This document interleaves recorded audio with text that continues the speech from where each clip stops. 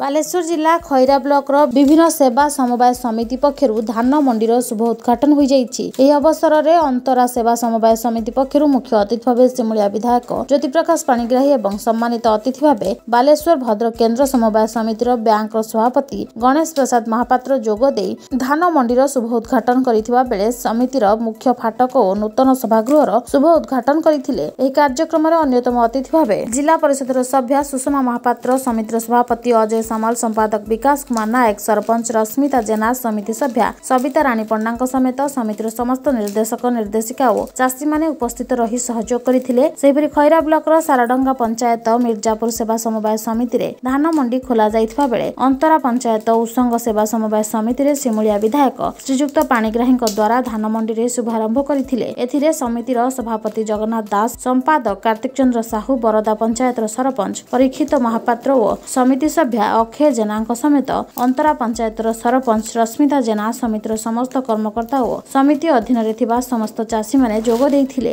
लक्ष्मीधर शतपथी घर अंतरा प्रथमे मोर टुकन 26 तारिख आछि 32 क्विंटल धान आछि। प्रति वर्ष मु ए सोसाइटी रो धान पकाए ठीक टाइम रे धान पकाए आ ठीक टाइम रे पैसा पाई जाए।